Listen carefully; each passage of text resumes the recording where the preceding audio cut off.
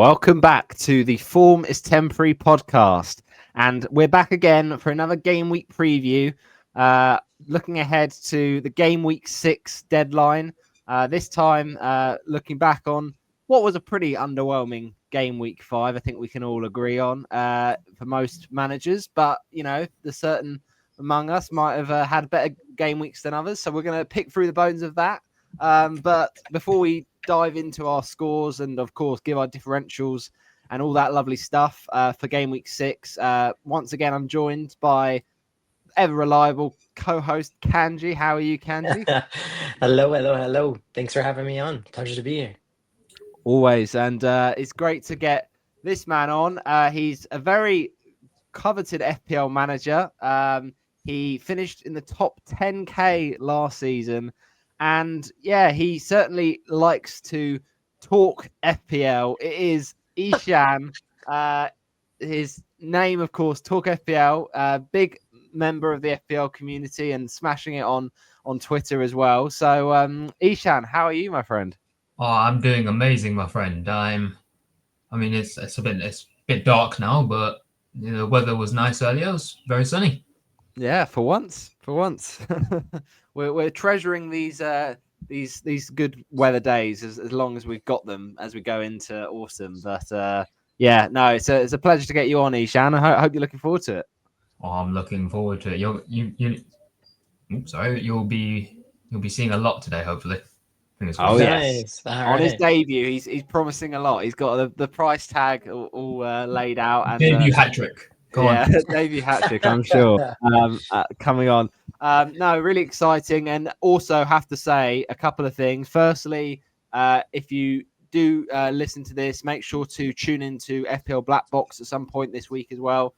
Andy, as you know, always smashing it on there.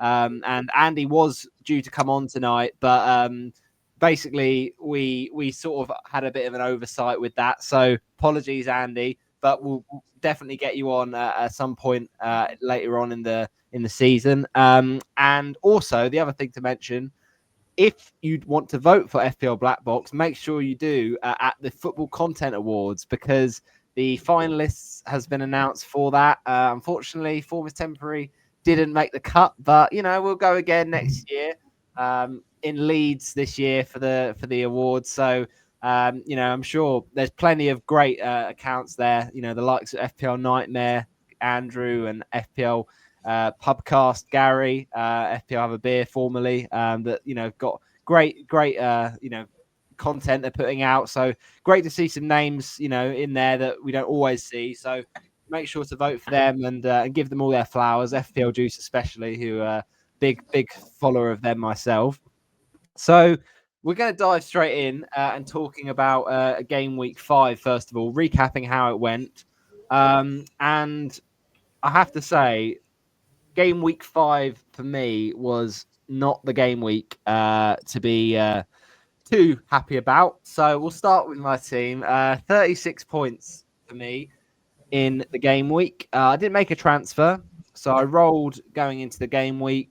Didn't think I needed to really, because there was a lot of okay players with okay fixtures really. So for the audio, I had Sells in goal with a measly 3 points, Munoz for 2, Porro for 1, Shalaba, who's been, since I had him first game week of the season, an absolute masterpiece really in my team. The sort of one of the few players that's been consistent in my 15, and yeah, he got another attacking return against Man United, which was fantastic, and the DEFCON points as well coming in. So, and then lovely 8-pointer there. Then Mo Salah for 10 on the captaincy, which in the end wasn't a massive overthinking, because he matched the Menyo in the end with also 5, despite not getting a return.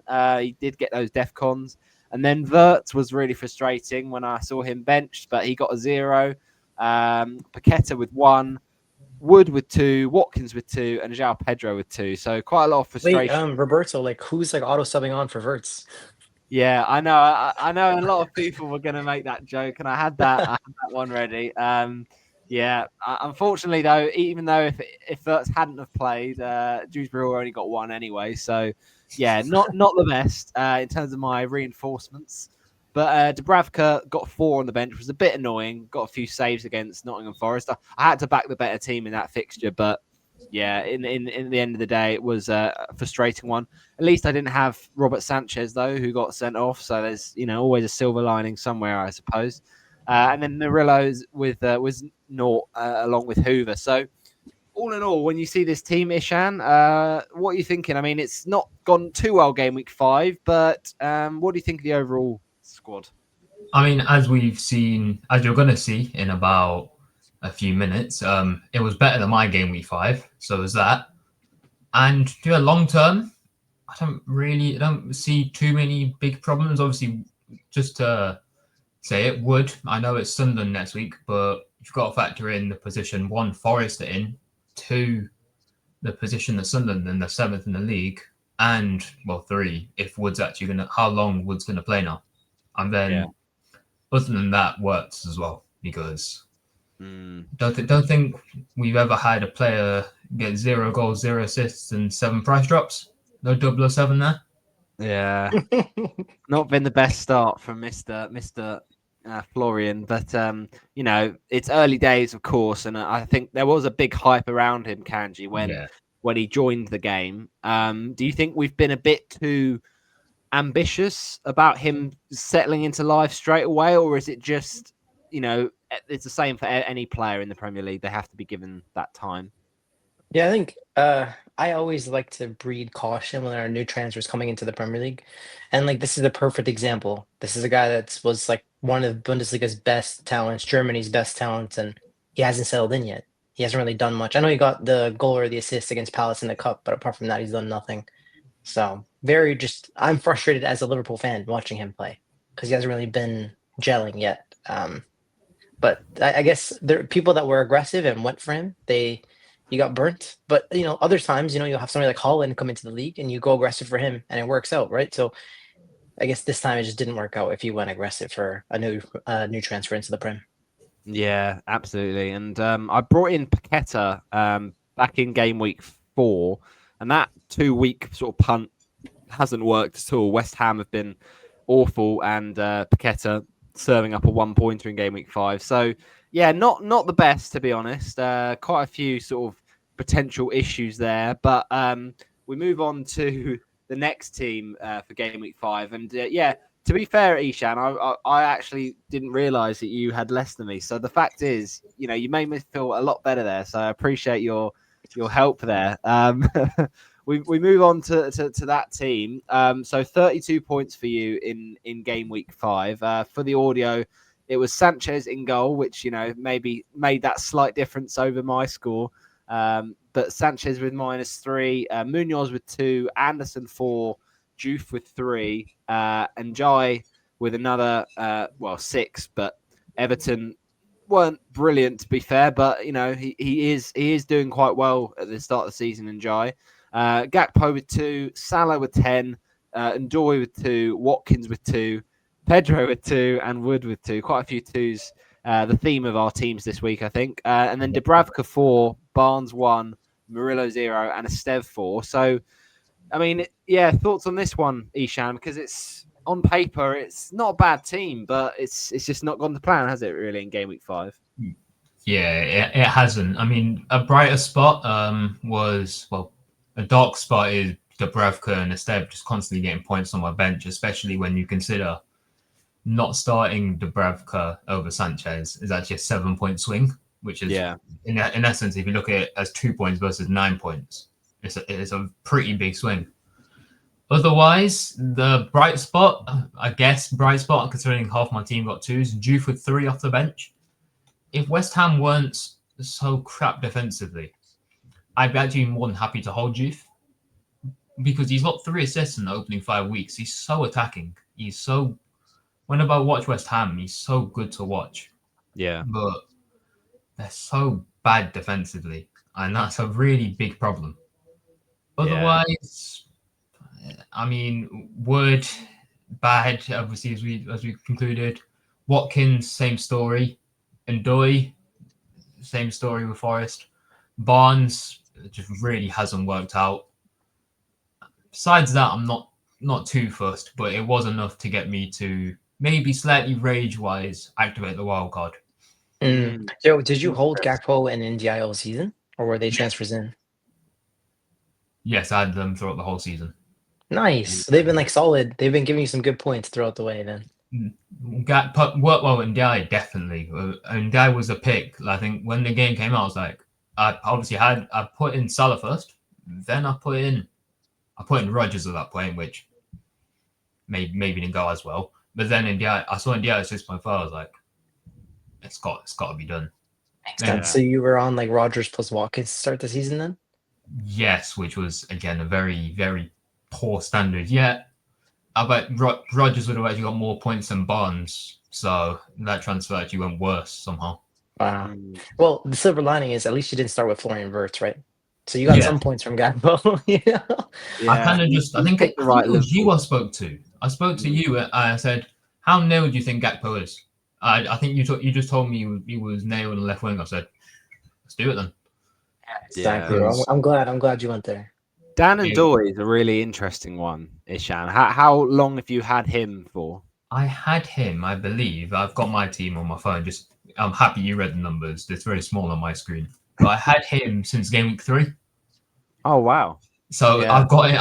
I didn't have him for the two times he returned. I didn't think about it, but then I pulled the trigger in Gameweek 3, and he's got me a nice 5 points.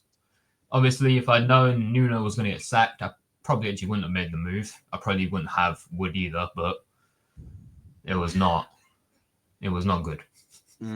Well, it's encouraging for me that not everyone scored. Well, I thought that my score was one of the worst around. So that's encouraging for me. But unfortunately, you have activated the wild card, and I've also activated the wild card, and we're going to reveal our wild card teams in later on in the episode. But interesting how when I asked you about what you thought of the overall squad, you thought that there weren't too many issues, and we both ended up hitting that button. So we'll be interested to see how different our squads are. But the other Game Week 5 score we have to look at is, of course, yours, Kanji. Now, Kanji, this season I feel like you've had a few. Oh shoot! I didn't put it in the slides. Oh, that's my bad. You know what? I was looking through. I was thinking, oh, was it in the slides? I couldn't remember. No, fair enough. So, was it a memorable game week for you? What was the sort of standouts for you, Kanji? Yeah, so it was a 70-point game week. It was a game week rank in the top 70,000. Which is massive. I had a bench boost active this week, so I had my chip active. I got 20 points from it.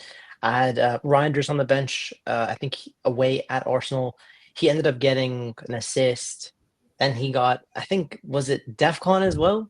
Bro, what a beast. He ended up with some bonus points too. I was definitely going to bench him. So I'm glad that I did play a bench boost. I also had Senesi on my bench as well, who got another clean sheet. Bournemouth have been crazy. I didn't expect this many clean sheets. I mean, the DEFCONs from Senesi, I predicted that. But the clean sheets too? Damn. So that's been very impressive. And then let me tell you a little story about Tosin Adebayo. This guy. So I have my bench boost active. I think this is one of the first games of the game week. So I'm sitting there. The lineup comes out. I already know in my head, all right, Chelsea have this cup game and then in the midweek. So I know I'm going to be good. Like Tosin has been part of the best 11. But somehow Maresca just benched him. Maybe he had some poor performances against Bayern or whatever. And then what happens is Sanchez gets this red card, right? So I'm like, okay. And then the coach subs Tosin on. And he subs him on like 15 minutes into the game. So I still have the chance for the clean sheet or at least DEFCONs. At least I'll get the chance for 2 points, right? Because he plays like 60 plus minutes. Boom. Yeah. What does this guy do? They concede 2 goals because they're down a man. He only ends up with 8 DEFCONs. He doesn't get any DEFCON points. So he gets the +2 for 60 minutes, -1 for 2 goals conceded, and then he gets a yellow card in the last minute. So he actually got 0 points, even though he played 80 minutes. So that was really funny. But the rest of the team itself was really good. I had Dubravka in net for 4, Joachim Anderson for 4, Van Dijk for 4, Lacroix for 2 points. Surprisingly lost his clean sheet against West Ham. It was a Bowen header off of a corner. In my midfield, I had Semenyo, 5 points from the DEFCONs. Those people that captained him got really lucky. Bruno Fernandes delivered the goal. This was after Chelsea went down a man, so it was easier for Man United to be more aggressive and expensive. Salah with the assist, captain for 10. Paqueta, the 1-pointer, just as frustrated as Roberto has been with him. Even Nielsen blanked a 2-pointer. Gyökeres blanked a 2-pointer. Mateta finally delivered. Got me that goal. He was my punt on the wild card. So in 2 weeks, Mateta's delivered me 8 points. So happy with that on wild cards. So looking like a pretty solid week and happy to move forward with my team.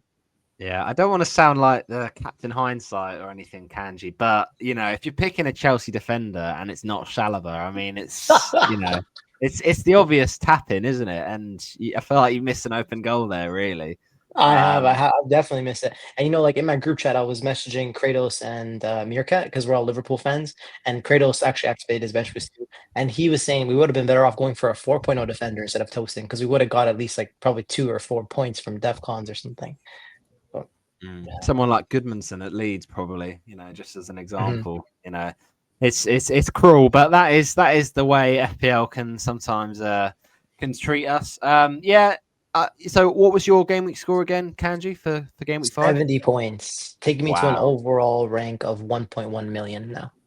Very nice. So you mean to tell me basically I think you still got more than me and Roberto combined. Yeah, exactly. Wow. That's impressive. That's crazy. What a week, bro. Yeah. And the difference is Sanchez as well. That's quite impressive. That is quite impressive, to be fair. Well, we move on to game week 6. I'm hoping it will be a lot more positive with both me and Ishaan on wildcard. But really interesting. And a few things happened at the weekend, just gone about, sort of shifting in the environment of FPL that we might use in our thoughts ahead of game week 6. So Kanji, what were you? Yeah, you've kind of drawn up a few things here. Do you think that we can sort of read a lot into minutes at this stage of a season, because it is still very early and we still haven't had Europa League come in yet? We haven't had Europa Conference League come in yet. So how much do we do it? But with someone like Madueke, that is a bit more definitive with that sort of 2-month injury, isn't it? Yeah, exactly. We're spoiled right now. Like all the star players have been getting all the minutes. Now the Champions League has already started once. Europa League is going to start as well. Conference League is going to be back for Mateta and Palace as well. So there's going to be a lot of rotation incoming. Apologies in advance for the graphic. That little like ladder thing, it was an arrow. I don't know why it looks like a ladder. I'll probably use a different symbol next time. But basically, Madueke has picked. So Madueke picked up a 2-month injury. And with Saka just coming back, that should free up his minutes because he doesn't really have a backup unless they want to play like Wanyeri. Maybe Eze could get a little bit more minutes as well, but I hear that Odegaard was back in training, so I'm not sure about Eze's X minutes. Now, also, Pep has casted some doubt over Haaland, saying that he picked up like a back injury that he's been managing. He wasn't even part of the squad, but I don't really think that matters too much. Like, what do you guys think about that? It's interesting, isn't it, Ishaan? Because he didn't train yesterday, you kind of think that must throw a lot of doubt into the game at the weekend. But a lot of players don't need loads of days of training, do they? A lot of the time they can train on the Friday and they'll be fine for the game on the Saturday. So, do you think Haaland? I mean, I'd be very surprised, wouldn't you, if he wasn't in the squad, for the game on Saturday? Yeah, I think he'll definitely be in the squad, and I don't mind. Actually, well, if he's either going to play 90 minutes or he's not going to play at all. That's always the way things go. But I'm not going to say 100% sure, but I'm very, very sure that he's going to play and probably get around 70, 80 minutes and probably come off when City have annihilated and completely dismantled Burnley. But obviously there's a little risk. I wouldn't be too heavy on it because, as you said, a player can train on the Friday and just come back. My only worry is Haaland every season has a little injury which puts him out of action for like 5 or 6 weeks. Which that's that little thing on the back of your mind, which is thinking maybe he actually is injured, but I think he's fine. I think he just was more tired than anything.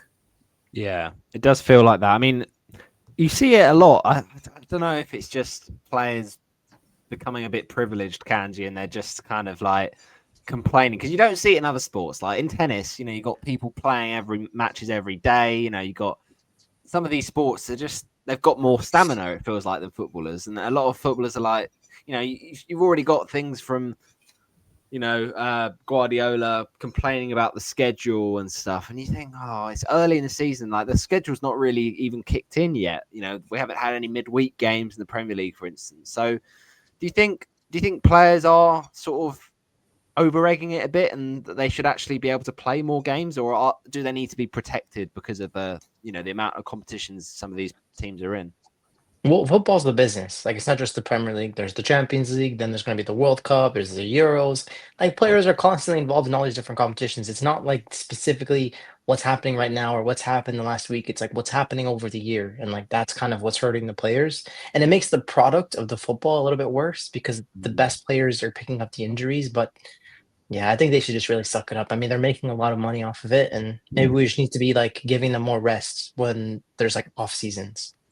Yeah, it does feel like that, especially in, as you said, weeks, years that there are summer tournaments. There is basically no rest, especially with, the newly introduced Club World Cup. That literally just carried on the season for the likes of Chelsea and Man City. And so it made it hard to kind of start the new season fresh. But yeah, I mean, I guess the other thing is, and I like the little angry face that we've got popping in the corner there, but Sanchez's red card. I mean, how do you think that affects things, Ishaan, going into this week? Do you think managers should, because most people will have Dubravka if you've got Sanchez, and obviously this week, I mean, it's one of those things you don't probably want to start Dubravka because he's playing Man City, but do you think it's probably not worth a transfer either if you've got Sanchez? If I'm not mistaken, he did a suspension yesterday in the EFL Cup. You're right. I've just remembered that. But regardless, there's still the issue of Jorgensen. And will Jorgensen continue to play? Yeah. I mean, obviously, Man United, I am wearing the shirt and the scarf today, but quite simply, it hasn't been the best start to the season. Yeah. But conceding 2 to us is a big, big problem for going forward for the look of a goalkeeper. Obviously, it's his first game in God knows how long, so there's that to consider. I'd actually lean towards Maresca starting Jorgensen instead of Sanchez this week. But he's against his old club, though. He might want to, prove a point. And it's Brighton. It's 50-50 then the day. The issue is with the 50-50. If the 50 ends up wrong and you end up with the bracket in that, as I've said already, I think Burnley are going to be dismantled. So I mean, there's a lot of people that started Sanchez over Dubravka, and they're in the minus points. And if you have that combination again, and you're preying on Sanchez playing, he doesn't, you might well get minus points from Dubravka. So with that Man City game, it's not an ideal scenario. But in terms of cheap goalkeepers, you'd look at, if you let's say you were sick of Robert Sanchez for whatever reason, Kanji, would you look at anyone sort of around that 5.0 price, or would you even go as high as the 5.5 options? I mean, Raya is a great pick with the fixture run coming up. I think we'll look at the XG data sets later, but I think Pope would be a great pick if you look at expected goals conceded. I don't really know if I like Verbruggen and Kelleher, those guys, but I like Petrovic. He has some great stats coming into the league in terms of XG prevented. Bournemouth have been really solid defensively. That's kind of where I would be in the goalkeeper spot. And it's interesting, you talk about the suspension being served for Sanchez. Obviously, it's worked the other way around for Ekitike after his yellow card. He's not able to use one of the League Cup games to use that suspension up. So he's affected in the Palace game. But do you know how he got the red card in the cup? I saw the yellow card. The shirt coming off. I mean, it's silly, isn't it? Really, it was not needed. It's against, with all due respect against Southampton, it's really not that big a deal. But I mean, it's tricky, this one, Ishaan, isn't it? Because yes, it would in theory make sense for Isak to come in if he had the game before this, because that's what he's in the team for. He's going to start when he's fit. But the reality is he hasn't been fit for a lot of the season. So do you think it's not as simple as he just comes in to start this game, or do you think he does maybe start and get subbed early? I think he's going to start and get subbed early. Obviously, if need be, Gakpo can move into striker once Isak gets subbed off. I don't really like Gakpo and striker, but it can happen, and who knows, it might happen. I'm not the biggest on Liverpool backups. No, Chiesa can also come in, but I mean, just again the way he got sent off. It's kidding. It reminds me of Kanji. You'll be familiar with this game. United Liverpool in the FA Cup a few years ago. Yeah, that makes sense. That Ahmad in the last minute. I mean, again, that was a last minute goal against right. That one makes a bit more sense. But yeah, it does. It does. But I remember I was in the ground for that game, and when it went in, we just saw Ahmad walking down the tunnel. Then I was thinking, wait, what? Because we were too confused. We didn't even realize. I forgot it was on a yellow. And we were all too confused, too excited to actually realize he got a red.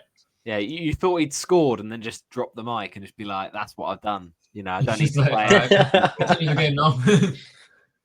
Yeah, no, it is interesting, but I guess the question really, Kanji, is when it comes to Isak's expected minutes, can we be more confident on a long-term basis? Not, if we take out this opportunity of game week 6 with Ekitike's suspension, do we think that he's going to get more minutes than Ekitike, or is it going to be shared with him, do you think? I mean, this could be the start of the next chapter. I mean, we all expected Isak to come in and be the starting number 9. It looks like Isak's going to start the Palace game. That means that Ekitike should start the game in the Champions League. That should give Isak the opportunity to start the Chelsea game as well. I mean, all Liverpool fans really expect Isak to have that number 9 shirt and start every game. So it's just nice to see it happen, and let's see how it goes. I'm sure that's exactly what the coaches must be thinking. Let's see his fitness. Let's see his form. He got a nice goal against Southampton. So if he plays well, just let him keep going. Yeah. And the Palmer sort of nightmare for managers this season continued with a 21-minute substitution in that game at Old Trafford, Ishaan. I mean, that is an interesting one because I've seen a lot of people talking about Enzo Fernandez as a potential option, but I'll be honest, he doesn't excite me, even if he has potential penalty duty, because he did take the one against Fulham. But would you sort of be erring on the side of caution with Chelsea players outside of João Pedro? Outside of João Pedro, and to be honest, even I think you could say Caicedo as well, if you're just going the cheap midfielder to rotate. I wouldn't really be looking at any Chelsea players. I mean, Enzo, for one, he looked invisible against United. The only time I actually really saw him pop up was when he went to try and fight Mason Mount. I kid you not. I'm going off on tangent again here. I go to quite a few United games, but every 5 minutes when Mount came on, Enzo just tried to have a go at him. Yeah, crazy. Yeah, we don't want that for our FPL teams. It doesn't score us many points. So yeah, it's interesting with how Chelsea operate without Palmer, because it does feel like, Kanji, maybe it's just me, in the games that Palmer isn't playing, or the minutes Palmer isn't playing, Pedro seems to thrive. I mean, he's been thriving regardless, but he almost sort of agrees to step up and take the mantle on for Chelsea. So do you think he is just a no-brainer for those on wildcard? I mean, there are a few striking options which we'll get into in a second, but I've seen a lot of people have a template front three of João Pedro, Haaland, Gyökeres, or even Isak.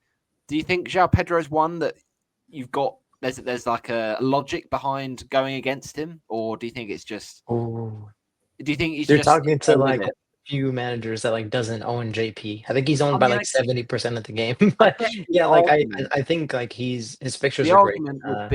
The argument would be though, Kanji, is he overperforming, and is that going to sort of balance out in a few weeks? Yeah, he is overperforming his XGI in terms of like GA versus XGI. He's overperformed by 2 already. But he's a silky player, and I would say that without a striker, right? That means, and now without the main 10, like where is JP gonna fit in? Because he's supposed to be the finisher now.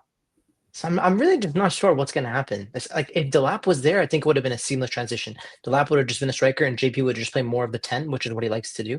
But without Delap, I'm curious to see what happens. So let's see. Well, they've signed Mark. Well, they've, I should say, not signed, recalled Mark Guiu, and I don't expect him to get loads of minutes, but potentially in certain games, maybe could he play as the 9 and then Pedro slots back into the 10 again? I mean, I doubt that. I mean, maybe in some cup games, but I don't think he's at a Premier League level, right? So yeah, it's tricky, isn't it? I mean, I think wherever he plays, he should just be in your team at this point. But yeah, one thing is as well, as I said, with the sort of striking options, there does seem to be a bit of a template forming, and it can get a bit boring sometimes, and it's nice to sort of throw in some differentials. We'll get onto that in a little bit of time. But do you think, Ishaan, that when you are wildcarding, certainly at this stage of a season, that it's worth sort of taking on some of these template players, or do you think it's make sense to sort of stick with the herd this early on? I think. also, do you mind just like reading out the picks for the audio? Yeah. No worries about it. Starting off in net, Raya and Dubravka as the 2 goalkeepers. Yeah. Moving on to defense, Senesi, Gabriel, Goodmanson, Anderson, and Tarkowski. Into midfield, the template has Semenyo, Ndiaye, Reinders, Fernandez, and Stach. And moving into the forward line, João Pedro, Haaland, and Gyökeres. Yeah, I mean it's very template, isn't it? But the thing is as well, some of these players, they are just good picks, aren't they? So can you sort of argue against that, Ishaan, and sort of try and think other options? To an extent, especially, I mean, in game week 1, the template's a template because they are just the most owned, right? Yeah. There can be some bandwags, there could be some traps, there could just be some good picks. But in game week 6, after we've had 5 game weeks to test the waters a bit, 5 game weeks to after 2 game weeks, it was too quick. It might have been a knee jerk. 3 game weeks, same thing. 4 game weeks, maybe the same thing again. After 5 game weeks, which I said at the start of the season, I'll give it a minimum of 5 game weeks before I start to assess anything too deadly. You've got now a solid template forming, and you've got that forming for a reason, because you look at some of the players, obviously Stach, maybe slight recency bias due to that 15-pointer, but besides that, there's players in there who, for the starter weeks and for the next few weeks, are going to look very good. Yeah, I mean, some of these players, Fernandez is an interesting one, Kanji, because he's, before that penalty against Burnley and before the goal against Chelsea, like, he has had his critics, and a lot of the time people have been selling him, and so the narrative changes basically very quickly. So do you think he is someone who is sustainable despite Man United's up and down form a little bit? Yeah, I think he's just one of the best players in the league. I think if you look at all the midfielders, he is top for expected goal involvement on the season. If you look at the strikers, he's only behind Erling Haaland. So I think he's a wonderful pick to have. I think he'd be bread and butter. I mean, I wildcarded when he had Chelsea and Man City on the horizon, I think. And I just didn't even touch him because I knew, like, he's a 38 game week hold for me. I guess the question would be, when it comes to someone like Ndiaye, Ishaan, I know you were hyping him up earlier, but is there any concern that some of these players, fixtures, looking at fixtures for Everton in particular, would they, not sort of replicate the form they've shown so far, because the fixtures have been quite good for Everton, and the fixtures now coming up looking a little bit trickier outside of that West Ham game? I think, obviously, fixtures coming up, I know obviously I don't really want to target Sunderland, but they are still to an extent, a targetable fixture. I think you can put a positive spin on a lot of the fixtures coming up. The ones that I struggle to do it for are Fulham, because they've actually looked very good recently, and Palace, who have looked immensely good this season. I think the fixtures before have been, as you said, they've been easier. But I think what we are seeing now, especially this year, is an Everton team that, attacking-wise, looks a lot better. Because in recent years, I've done every bit of research I've done to do with expected goals in Everton has always meant, I think it was 2 seasons ago, they were 14 underperforming. But underperforming by 14 goals, it is crazy. But NDI, whether or not I think Everton's fixtures are good, I go as far as saying NDI can be a season. I mean, he's a season hold, but the issue is they have AFCON halfway through, so season hold besides those weeks. Yeah. Okay. That's interesting. That's a lot more of a positive outlook on him than I expected, actually. So interesting. Maybe I'm a bit biased there, but yeah, personal team experiences, I guess. But the one I'm a bit skeptical on, and he's currently in my wildcard team, which we'll get on to talk about in a second, is Tijani Reinders Kanji. Now, he is a bit of a sort of good player on the eye, but is he an FPL asset? Because he's a very good ball carrier, and a couple of his FPL returns this season have been doing just that. Getting assists from that, and obviously had a good opening day, but since then hasn't really shown the same level of attacking goal output. Do you think he is in there just because of his price and the Burnley fixture that people are sort of going on, or do you think actually he is someone who long term could be worth keeping for our teams? I mean, whenever you have a Man City mid, like X minutes is always an issue, but it's the price that's the reason he's in everybody's team. If he was priced at 7, I don't think he'd be here. But at 5.5, there's just too much value to overlook, especially given the injuries that they had. I think the Turkey was injured, Marmoush is injured. I mean, it's going to be tough. Even Foden could have better minutes than we expect. So I just think Reinders at 5.5, it's just a no-brainer. It is picking out, one of the best attacks in the league for that price.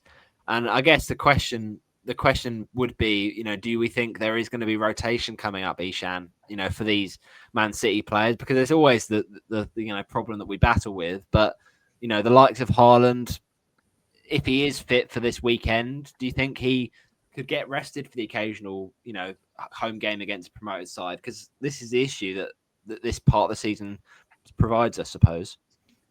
I think outside of Haaland, no City player is locked in that team, because obviously maybe it's different for City because City always do tend to love to batter a promoted team. But United only won by 1 goal against Burnley. Liverpool only won by 1 goal against Burnley. So for me, I think Pep will just look at this. He won't play. I don't think he'll play the strongest team. He won't go completely overboard, because I believe there's Champions League midweek as well. But I think Rangers will start. Foden, I'm not so sure, and I know he's playing at the time of recording. I don't know if he's still on the pitch, but Doku's been rested as well. So very interesting times ahead for City-wise, but Pep Roulette might return. Yeah, it's always in the background for sure. Talking of Manchester City, Kanji, looking at some data. So for those listening on the audio, looking at sort of XG non-penalty and XG conceded non-penalty stats. Man City, unsurprisingly, I suppose, at the top with XG non-penalty. Quite a way ahead with 9.34. Does this just underline our need to get involved in their attack? Do we need to potentially consider triple Man City attack? Because there are some people with Gvardiol or with, let's say, Donnarumma in their sides. Is it worth going all in on the City attack despite what we've just said about rotation? Yes, the answer is yes. I mean, with the fixture coming up of Burnley, Brentford, Everton's like a mid-table fixture, but Burnley and Brentford you can see in the XG conceded, they're in the bottom half. So I think I'm going to be captaining Haaland consistently. So with that being said, like if you want to go for a punt on wildcard, no one should be really disrespecting Foden. And the goal he scored today was like vintage Phil Foden, by the way. It was outside the box, banger. But just looking at this data set, like you have a really interesting opportunity where you have the best team in terms of attack playing the worst team in terms of defense this weekend, which kind of spells like a perfect marriage of maybe it's time to activate the triple captain, right, guys? Oh wait, you're on wildcard, so you can't even do that. But in general, maybe that could be an option for. But maybe that could be an option for some FPL managers. But I think one thing that really stands out to me in this data set, a couple, is how high Man United is. They had 2 penalties, and I thought that was like upping their data, like flattering them, but they're still non-penalty. They're second. Oh yeah, which is incredible. XG wise, they're looking great, Ishaan. It's just actual G, which is the concern at the moment, right? Actual G and, to be honest, even XGC as well, they're not looking great either. Yeah. I mean, as all of you have seen, goal difference has not been Man United's strong suit for, well, probably bordering on 6-7 years now, to be honest, since we had a really, really, really high goal difference. But the attack has really, really impressed me. Obviously, goals wise, not at all. But I think as per Opta, United had the hardest first 5 games. So they played Arsenal, they played City, they played Chelsea. They got those out of the way. Only winning one of them. I did think they were really, really unfortunate in the Arsenal game. Maybe a few VAR decisions here and there, but nonetheless, there's some really solid foundations to build on. Obviously, we talk about Bruno. He is in my wildcard draft. Little spoiler for you there. But I am still thinking, is it worth not a double, but maybe instead of Bruno, just as a short-term punt and Boomer against Brentford, number 1, old club, and then against Sunderland as well. It's really, really tempting me. It is interesting. I mean, I guess a lot of people will be put off by Cunha's recent injury and, his sort of unluckiness with that. It is 1 pointer last week. Do you think it's sort of clear for those picking Man United midfielders that you go for Mbeumo over Cunha, Kanji? Yeah, Bruno is clear. Bruno is like one of the top 5 players in the game. I would not sacrifice him. But if you want to double up, I mean, go ahead. I mean, the fixtures look great. I mean, the team looks great. Man United fans are always going to be pessimistic. Is not having it for those. I mean, Man United fans in general will always be pessimistic. And I think every season they always think this is their comeback season. But this is the first time, if you look at their expected goal difference, they're actually in the positive. They've been in the negative for the past 5 years in a row. So from a data perspective, this is a team I want to be buying. I'm not sure I agree with that, Kanji. I'll be honest. That's okay. That's okay. I think I want to be cautious. I mean, I've got Bruno also in my wild card, and I think that's enough for me. My Man United plate is full because I just feel like we've been here so many times, and they just flatter to deceive. But you never know. If now they've got the first win, they can start that win of 5 in a row to help out United's strand. I'm sure they'll be. Can I just add, let me add 2 things to this, right? So we have Crystal Palace surprisingly in 3rd for non-pen XG, and Crystal Palace have actually been undefeated in their last 15 games in a row, and now they're playing one of the best teams in the world in Liverpool this weekend. So it's like an unstoppable force versus an immovable object. Like Liverpool have won their last 7 games. So let's see what happens. It'll be interesting to see. Chelsea are 4th for expected goals. Everton somehow are in 5th. I mean, I know they've had some good fixtures, but what I found interesting is that Liverpool are 50% worse in terms of XG than Man City. And the fixtures were pretty even, which is the main reason I'm moving off of Salah. So I just wanted to point that out. From a defensive perspective, it's very interesting to see Bournemouth in 3rd and Fulham in 5th, which is why Senesi and Anderson are in every single wildcard draft. And I own both of them in Game Week 1, so I'm really glad about that. But I think these 2 picks are just so strong.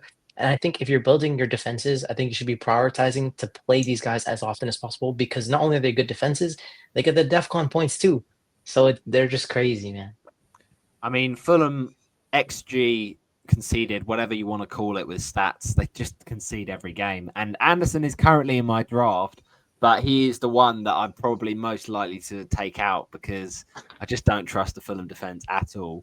But talking of the captaincy now, I mean, this is something we'll cover, when we look at our transfers for Game Week 6. But it is interesting to see because this is a game week, with no injuries on the, prior to the game week. I think a lot of people would have been considering triple captain Haaland home to Burnley.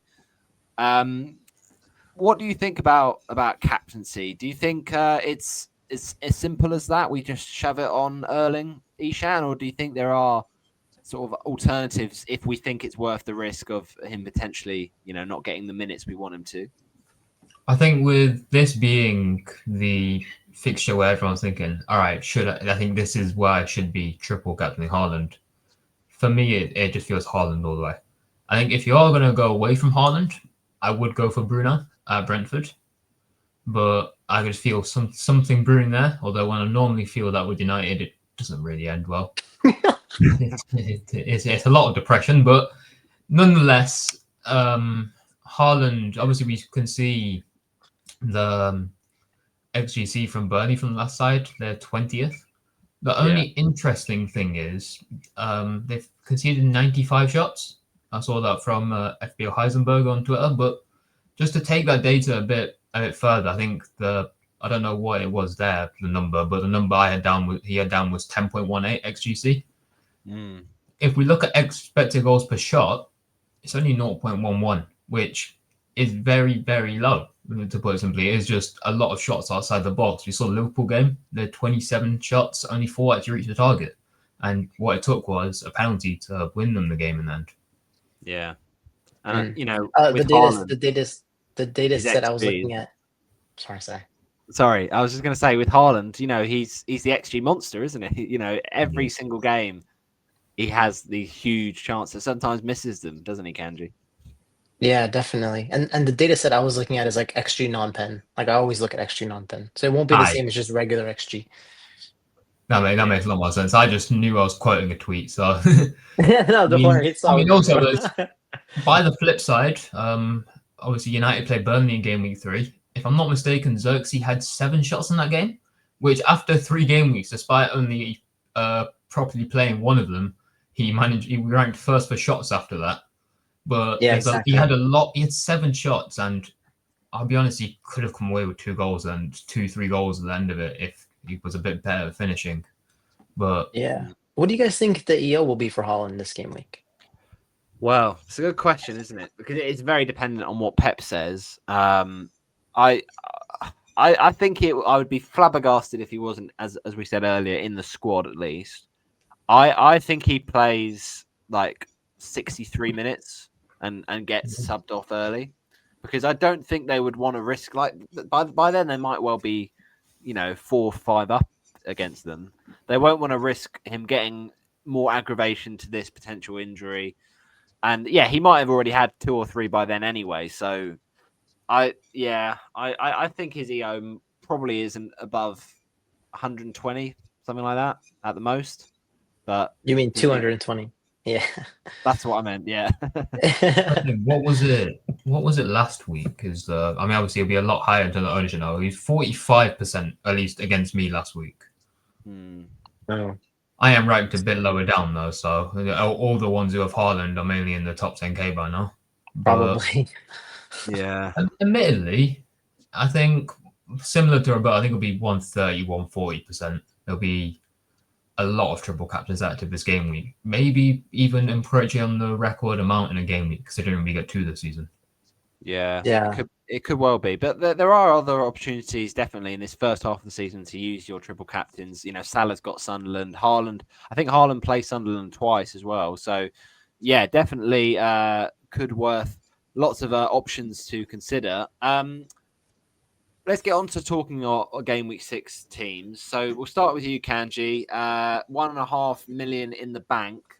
You kind of used your 2 of your chips already. So you've kind of, it's whether or not you use your third. I can't imagine. I mean, you maybe will with Haaland, but unless we get sort of positive news. But you've kind of used your bench boost and wildcards. So 2 free transfers. Looks like they've been made. Is it for this game week? Yeah. So I don't have any money in the bank, by the way. I'm like 1.1 million overall. Like the little emojis I added in are all like gone. Sorry, that was my bad. I don't know why I read OR as money in the bank. My bad. Yeah, no, don't worry, bro. Don't worry. So it's 1.1 million overall. I've already used my wildcard in game week 4. I've bench boosted in game week 5, so I'm basically chipless. I don't want to activate the triple captain on Haaland. I'm a Liverpool fan. I prefer to save my triple captain for Mo Salah. I mean, he's the best player in the league, in my opinion. So a little bit of a personal bias there, but I'll live with it. Even if he has a bad season or a bad week, he's the king. So I can live with the results there. And you only get like 1 per season usually. So it's kind of a special moment when I triple captain. but I just don't want to be using it on Holland because he's usually like my main rival. So I'm trying to make Holland my friend this year.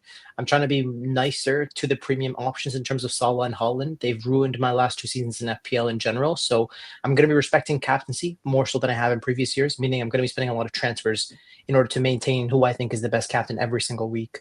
And so that means I'm going to be going for Holland this week for captaincy. I think the EO will be 240%. The transfers used were Salah out to bring in NDI. It's nice to see him in potentially both of you. You guys have been talking highly about him. And also bringing in Holland and selling Mateta. So Mateta delivered on the 2-week punt and he's being sold. So, I mean, it's a very, I'd say, template team. But my battles each week are going to be Virgil van Dijk versus Gabriel and Ivan Nielsen versus Joao Pedro. So every single week, my green or red arrow will be determined by those two. But as long as the rest of the team does okay, I think I should still pick up some green arrows along the way. So, I mean, the team looks good, I think. What do you guys think? I like it. I mean, what's your thoughts on selling Mateta now, Ishaan? Do you think that's something that will backfire? I mean, the fixtures for Palace don't look great, do they? So maybe this is the right time to hop off. I do like, obviously, having Haaland, but do you think it was it the right choice to sell Mateta, do you think? It was for Gyökeres, right? I'm right in saying that. No, so like Mateta went out for Haaland. Oh, for Haaland, okay. Yeah, well, in that case, it is obviously very different if he goes on to Gyökeres. So in terms of going out for Haaland, 100%, but getting out Mateta, out of the three, is the one I would do. But obviously the fixtures coming up aren't great for Palace. Yeah. I would, however, lean to, if you could keep him, because we've seen in the past weeks, I think at City last year, he got a goal in the Community Shield against Liverpool. And just in general, I think he's one of those players which is not fixture proof, right? But if you go into a game against Liverpool, you still think, right, he can score a goal, he can maybe get me an assist. Yeah.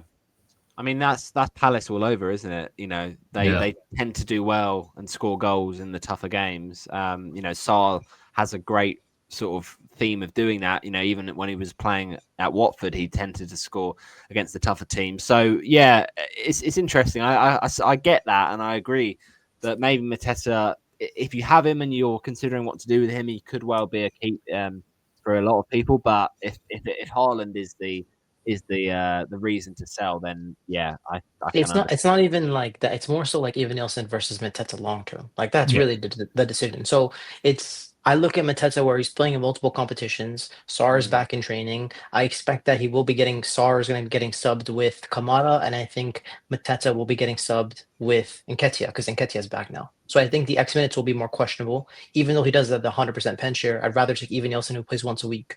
And then I also like Bournemouth attack. I trust the coach. So, and I think that little 0.5 savings, there isn't much in terms of points that I think I'm losing out on. I think that 0.5 is very valuable when you look to build a Salah plus Haaland draft in the future. So that's why I've gone for Ivan Nielsen instead of him long term. Is there any temptation with this team, Kanji, to start your boy Tosin over Anderson? Yeah, so that is the decision point. I knew you were going to point it out too, because you don't like Anderson. But I will say this. Aston Villa have been so bad. They've been so bad. And I was looking at a stat. I think this was from Sharik. He mentioned that the team that have been giving up the most defensive contributions has actually been Aston Villa. Because the amount of attacks that they've been creating, they haven't really been driving as a team. They haven't been creating enough chances. And Anderson's like a DEFCON beast. So I just expect him to start this week with 10 DEFCONs. So with that being said, I just feel like I'd rather start him. And I honestly think Mitoma or Minte will get a goal against Chelsea. So I don't really believe in the clean sheet. So that's why he's on the bench. Yeah, that's you've sold it to me well there, to be fair. But it's whether or not this will be classic FPL, you know, when everyone wildcards and gets rid of their Villa players, where Villa, you know, have a great week. Watkins returns, Rodgers returns, but yeah, we'll have to wait and see. No, very interesting. The last decision is just triple captain. I'm gonna be looking to see what Fran does as well as Andy. Let's Talk FPL, because those two have been on the same path with me in terms of wildcard 4, bench boost 5. I would prefer it if they don't TC, similar to what I'm gonna do. But if I see both of them do it, and I see like pretty much everyone that's not wildcarding do it, then I'll do it too, just from an EO perspective. But I don't want to. So yeah, let's see how it goes. If you don't want to, like I always say this, that I'll take no notice of EO. I mean, I'd be interested to see what your view is on this, Ishaan, because when it comes to something like triple captain, I feel like you have to back yourself when it comes to you pick the player that you think will score the most points for your captain. Now, of course, you could play it safe and go with the sort of highly triple captained asset, but I mean, that's not the point of the chip, is it? You're picking someone who you think you're going to be happy with captaining thrice, if that makes sense. Yeah, I mean, it's obviously very, very interesting to see the triple cap. I mean, it's not interesting. I mean, I'm very interested to see a lot of people take him off the triple captain. Obviously, the injury sign can warn so many people, can make so many people panic inside. But let's just assume he starts, right? He's a very high-owned asset. That's obvious, but he's also an asset. I think he's in like a Venn diagram. He's in the middle there, where he's a very high-owned asset, but he's also an asset who you're expecting to get big points. Which I wouldn't say. All right, 150% of people are triple captain. He's going to have 150% EO. Sorry, not triple. That's impossible. 250% EO. Yeah. Whoa. Hopefully not. But I like to still celebrate. No, bro. Holland is starting at least 200% EO. Everybody owns him and captains him this week. If you don't, you're a fool. Like straight up. I mean, like, yeah. Well, okay. Let's just say, let me go to ownership instead. So he's this much owned. He's going to be captain as much, triple captain by this much, maybe 200%. It shouldn't. You want triple captain for the reason of I'm triple captain because I think you will get me points, rather than I'm going to triple captain you because so and so has. Obviously, if I give you a bit of confirmation bias and maybe with the injury sign as well, fair enough. But the way I'd like to do it is I would love to play it this week, but I've really hated my team. So it was bro. There's nothing to really split the TCs. Yeah, like, I mean, there's nothing so to many really split weeks to use it. I mean, obviously, we said City plays Sunderland. I think it's game week 15, and AFCON is underway by then as well. Which obviously Sunderland have a very, very heavy African team based on the new signings this summer. So with their kind of good players mostly going on that plane, that could be a good triple captain week. Obviously, Salah, he always loves to get a good performance against United. So I have used it. I've used triple captain on Salah against United, I think twice before. Damn. Once he hold, once he blanked. So, well, very interesting. Those are Kanji's transfer thoughts. We'll get on to our long-awaited wildcard reveals now. And we'll start first with our guest, Ishaan. So this is what you've got, I presume, so far on the wildcard. Yes. So we'll read it out for the audio. So Raya in goal with Newcastle away. Double Arsenal defence, which is interesting, away to Newcastle, but, with the fixtures probably in mind. Gavardiol, Burnley at home. Senesi, Leeds away. And then Njai, Bruno Fernandes, Reinders, Semenyo. And then a front three of Gyökeres, Haaland, and then Richarlison, a little differential option there. And then Dubravka, Caicedo, Anderson, and Mukiele of Sunderland. So, yeah, Ishaan, I mean, Richarlison is the one that stands out to me as someone, a bit different. Are you sort of thinking he's the one you're going to pick to take on, like a João Pedro or someone of that sort of price point? I mean, obviously, Chelsea's fixtures from game week 9 turn, again, very good. The 6, 7, 8 fixtures, or 6, 7, depending on Forest, is a bit more poor, I'd say. Obviously, he's playing against his former club this week. I mean, half of the Chelsea squad is, it feels like. But I have a feeling with Richarlison, whether I end up with it or whether maybe I do back up, just as how much is it worth it taking on the most owned player. I try not to look at ownership, but by the same token, if he's the most owned player, there's a tiny bit of a difference.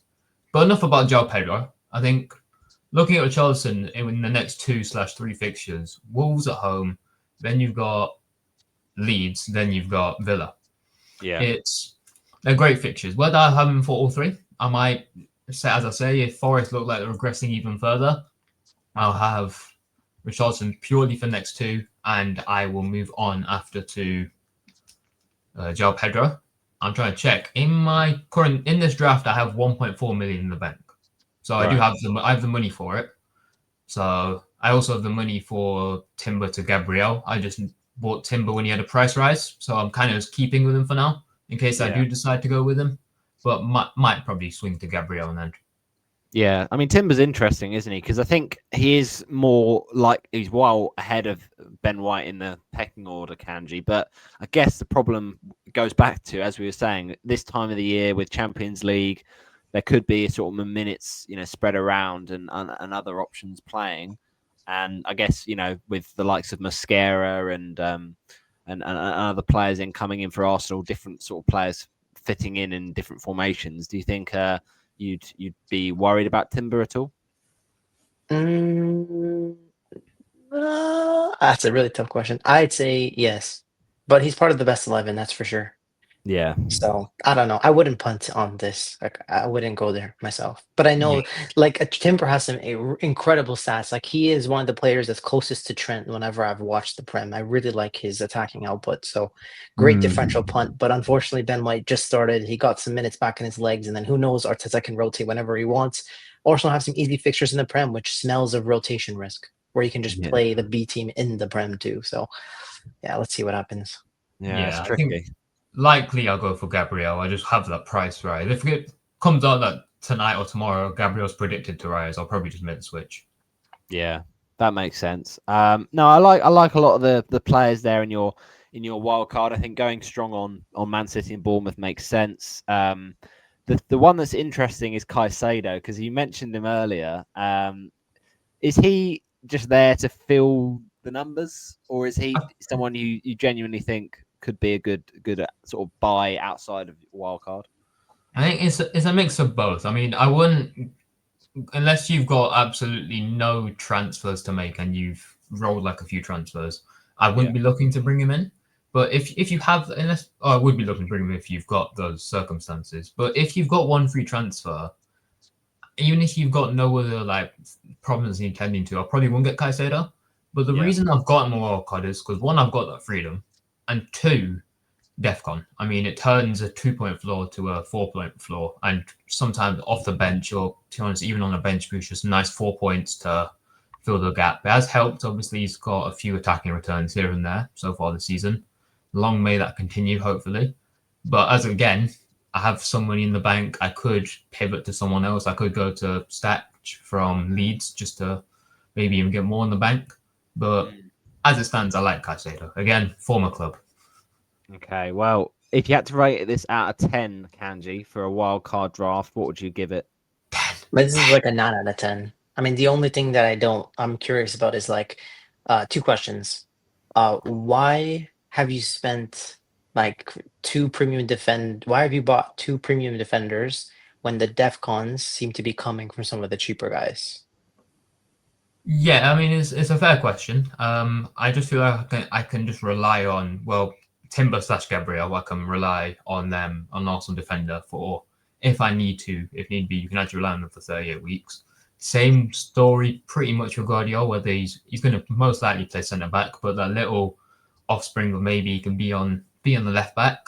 Obviously, Burnley, we saw the average expected goal per shot was 0.1, which does suggest just a lot of people shooting from far out. That is where Guardiola thrives as well. Obviously, Senesi and Anderson. Anderson have had since game week 1. Senesi is the newcomer in the squad. They've got a lot of DEFCON potential. But there you go. Yeah, I mean, again, Guardiola could just be a placeholder again. I could get Tarkowski, could even go cheaper. Could get Dan Burn even. I just am a bit more skeptical of the fixture this week, and I'm not. I'm not entirely convinced by Newcastle either. They played very well, but I'm just not completely convinced yet. And there's also like rotation risk with Dan Burn. Yeah. They have this like Chow guy. Shar just picked up an injury, but he's usually a starter. I don't know. The coaches even consider going 5 at the back in some games, so I think Dan Burn should be nailed. But let's see what happens. But I will say, my last question is: if you want to get to a Salah Holland strategy, like who would be the make weight for you? Is it going to be your defensive options or is it going to be Bruno Fernandes? I mean, realistically, it's gonna have to be Bruno, I think, which is obviously it might be a bit saddening by that point, but I mean, who knows what I'll be with transfers by that point? I could make the case of maybe getting rid of a Gyökeres, maybe a defender, and when the fixtures turn, and then maybe just maybe if I go cheap enough after I've used bench boost as well, so I don't need all the assets on the bench. Just put Gyökeres down to a 4.5 and try and upgrade maybe an NDI maybe, but. Okay. Yeah, you don't need to move to Salah Holland, but just in case you would want to do it. Yeah. I just wanted to know. Good to know. Well, The fixture I'd want it for is that United fixture, which is very annoying. But it's the fixture. Well, high praise, a 9 or 10 from Kanji there. Let's see how my wild card compares to that. Quick question before you move on. What would you rate my wild card? Well, I'm competing with you on this wildcard battle, so I'm going to be more critical now. If I'm being perfectly honest, I'd probably say a 7.5. I'd say a 7.5 or an 8. Solid. But here's mine. Petrovic in goal. A back three of Tarkowski, Gvardiol, and Senesi. A midfield of Reinders, Semenyo. A few similarities coming up here. Kudus and Fernandes. And then the front three of Gyökeres, Haaland, and João Pedro. And then on the bench, I've got Dubravka, Anton Stack, Gabriel, and Joachim Andersen. Joachim Andersen is the one that pains me to say because I don't have much faith in him, but he's just there because he's filling up the numbers sort of thing. So, yeah, Ishaan. There's quite a lot of similarities to yours. Yeah. But on the players that are different, the likes of Petrovic, Tarkowski, Kudus, João Pedro, and then obviously Stack in there. Do you think there's sort of enough differences for it to? Because you want it to be a mixer, don't you? Really, of template options and maybe differentials. Do you think there's enough differentials in this one? Yeah, I'd say so. To be honest, I mean. Petrovic, I'm more than fine having. I mean, the big differential is not only having Petrovic, but obviously that double up with Senesi, which, based off Bournemouth's defence so far, I don't really see too big of an issue with it. Obviously, in some fixtures, you're going to be thinking that, but maybe Dubravka can help settle the nerves there, or you've got, if need, I mean, Senesi is DEFCON anyway, so I wouldn't really have an issue with him in any fixture. Kudus. I mean, I've got Richarlison. I get the praise for Kudus. The only reason I don't have him is because then I'd have João Pedro instead of what's his face instead of Richarlison. Yeah, and then I'd have an 8-man attack where I'm just struggling every week on who to bench. I think who was the other player? I've lost track now. Statch as well. Yeah, fair enough. If I didn't have Caicedo, I'd probably go for him. What do you reckon, Kanji? All right, I'm gonna give us a lower rating. I'll tell you why. So I think you spent too much in the defense. So I think if I had this team, right, and I'm cool with Kudus over Ndiaye, like that's fine.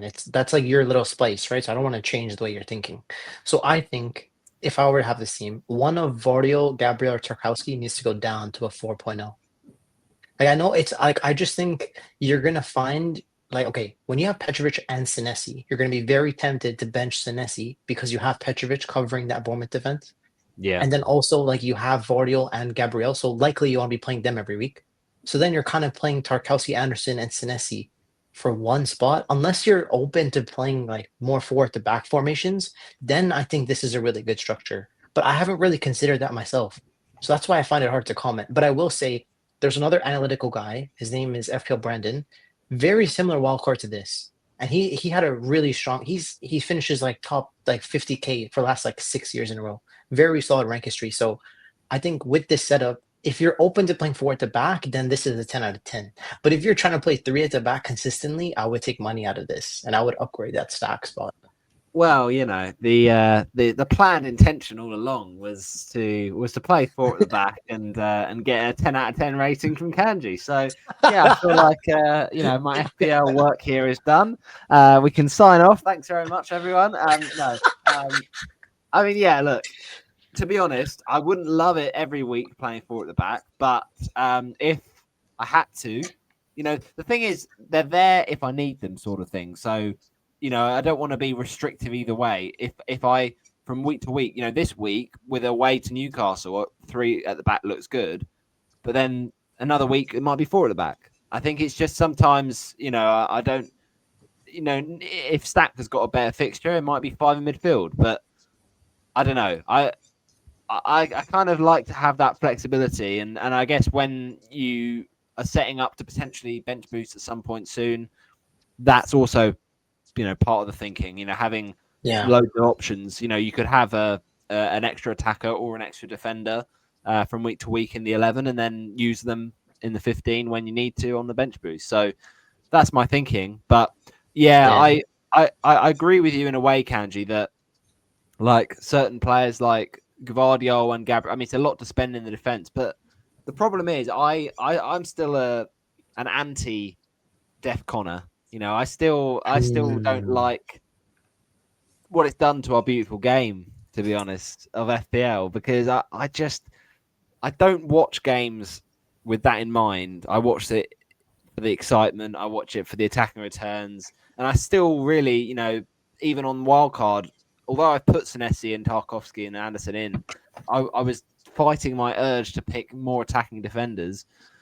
But yeah, I don't know. I think when it comes to attackers, I certainly won't go down that route. Like, your Caicedos and your Enzo Fernandez, or I say that with some of players like Stack in there, but I tend to try not to pick those sort of attacking defensive contribution players, because then it's just where's the fun in picking attackers? Yeah. But have you considered like a Brighton mid instead of Stack, or is Stack low? That's the one I'm considering. So I quite like the look of Yankuba Minter, but the problem is it's where you fit him in, because like the downgrade you then do to the defense, like the reason I haven't got cheaper defenders is basically I just don't really rate any of the cheaper ones. So it's like where I sacrifice the defense that I'm happy enough to then upgrade Stack is the problem. But yeah, I mean, I could well just downgrade a lot of my defense there and upgrade Stack that way, but I just don't know if I'm that happy with the cheaper defenders. Even Anderson, as you said, I could move Anderson to a Goodmanson, for instance, and that gives me a bit more money to play about with things. So yeah, Ishaan, you think your team's better than mine? What's your justification for that? I mean, I feel like I'm kind of inclined to say yes to that question. I think if I'd say no, I think I might actually just head off and just insert the Xabi Alonso picture right there. But yeah, I mean, there's more than one way to skin a cat, right? There's no right way to play FPL. That's the most important thing to know. Yeah. There's obviously great tips you can make, like don't have too many differentials, don't blindly follow the crowd, don't. We're struggling for advice here. Don't pick up on United players when they're clearly playing rubbish. There we go. Yeah. I might be the most pessimistic United fan, but yeah, you might be, bro. Trust me, this is the Man because United when it goes fan to FPL, right? When it goes to FPL, because I never like to own. I mean, obviously, it's changed since we've become a bit worse, but I don't like to own United players in FPL, because as soon as I'm watching United, it takes away from, yes, we're winning. It's like, we're winning, but Bruno didn't score. Yeah.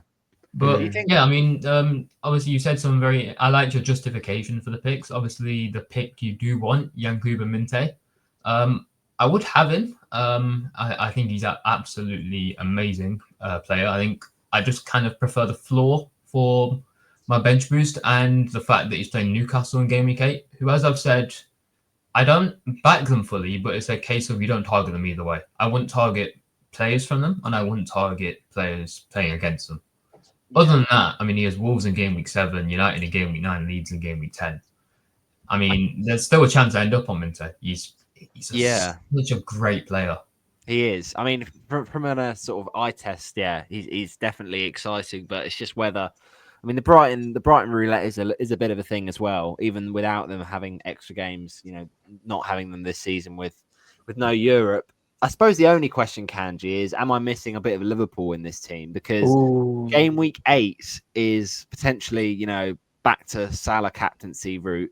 And if I didn't want to have a Salah draft with Haaland, is someone like a Gakpo or an Isak worth a consideration in this team, or do you think it's just stay away until we know more? I would stay away from the attackers for now.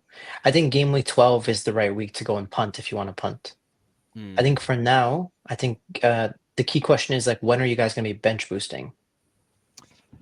Well, I don't love that bench, I'm not going to lie. So maybe not very soon. I mean, this is the issue. I just don't like the bench boost as a chip, full stop, because it forces you into transfers even after you've hit a wild card. Like, you're not going to wild card into a bench boost because you can only play one chip in 1 week. I mean, you could do it the week after, but I don't know from this first week of the wild card whether all 15 players will play this week. You just don't know. So I honestly haven't got a Scooby, to be honest, Kanji, when my bench boost week will be, but I guess it will just be in a week where I've got benching decisions. I think wait, can I just tell you what I would do? I would do Tarkowski. I just want to have it for the record, okay? Tarkowski down to Rodon 4.0. I'd take the 1.5 and I'd upgrade Stack into Minte. I'd bank the 0.5, or I'd upgrade Petrovic to Pope. Up to you what you want to do. And then I would bench boost in game week 8. Because that would put you in a position where you have Dubravka and you have a Leeds defender that would counteract. I think that's really good for a high floor in game week 8 from some of your worst assets. I'll definitely consider that. Okay, that's interesting. Thank you for that. We're going to get on to our differentials now. Looking ahead to game week 6. The fixtures, just to recap, in game week 6, we've got some interesting matches. The opening kickoff, Brentford against Manchester United, the 12:30 game. We've got Chelsea against Brighton, Palace Liverpool, Leeds Bournemouth, which could be an open affair, Man City Burnley for the Haaland captainers, Forest Sunderland is the 5:30 game, and then Spurs Wolves, the 8 o'clock kickoff, Villa Fulham, Newcastle Arsenal, and then Everton West Ham is on the Monday night. So we'll start with you, Kanji. Looking back on last week, you went for the double Palace defense duo of Richards and Lacroix, who conceded against West Ham. So not the best last week, but that's what this week is about, to bounce back. So what have you got for us in game week 6? Yeah, last night I took an L, but 10 out of bounce back. So I'm gonna go and for my differential. I think he's like a 4% differential, but he's had some very good performances for Manchester City this season. And his name is Jeremy Doku. I think his minutes have been good. I don't think he started in the cup match. Foden did, otherwise he would have been my differential shout. So gonna go for him as my first one. I mean, Doku, Ishaan, I mean, he always looks great on the eye, doesn't he? But I guess it's whether it translates. He played so well against Arsenal, whether it translates in terms of the actual FPL points. But, it's the great fixture. And I guess there is some sort of trauma with Doku in the past for the FPL managers. But, it could go well this week, couldn't it? Yeah, absolutely. I don't know whether to say this now or not, but I think I'll get onto my reasoning later. But I have also picked Doku. Nice. Well, two heads confirming that logic, and it makes sense because the fixture is great. I guess he is gonna be given the license. It's just whether or not he gets enough minutes. You'd hope he would, but you never know. What's your second pick for your differentials, Kanji? The second one is actually a defender. I think both of you own him now. His name is Joshua Vardiol at like 2 or 3% ownership. I'm just backing Man City to destroy Burnley. So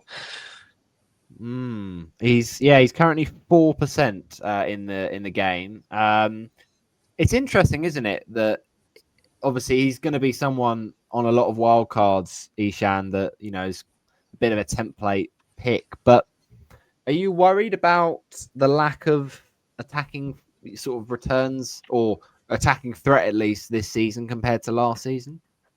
I mean, absolutely, yes. Obviously, in the way City played last season when he was in left back, he had the amazing part where he was obviously really going forward, just bombing it forward. He was down the left wing, cutting inside, having a shot.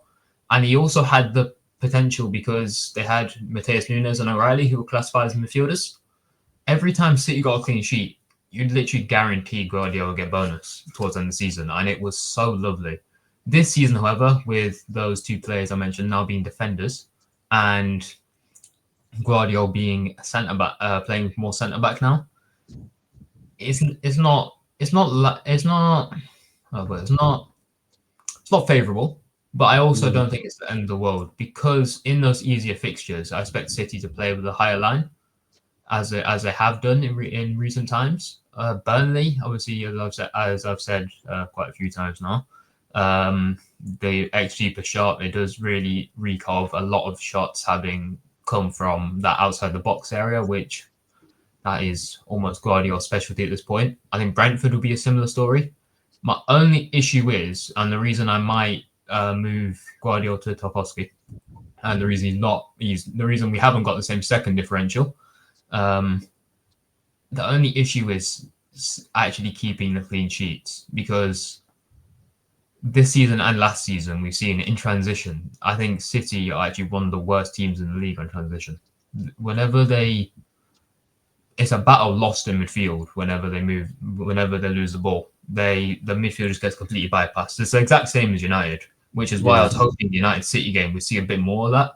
Unfortunately, United didn't really feel like turning up for that, but we saw a few instances even there where United were trying it forward and they were just able to bypass that midfield. Yeah, no, that's a really good point you make. Really interesting on that. So thank you, Kanji, for those differentials.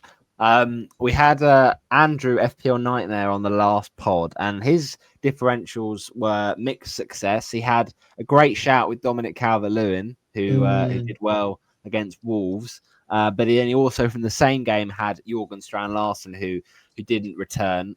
So we'll see how my picks go on this week, and we'll keep the build up for our guest in a second. But my differentials, I had Morgan Gibbs White as one of them, which wasn't unfortunately too good. But then the other one I had, it was a bit more of a sort of pie in the sky shot, really, and went for Pape Sarr and didn't do anything against Brighton. So need to get back to form this game week in terms of the differential. So the first one I've done to sort of get back on track in regards to that.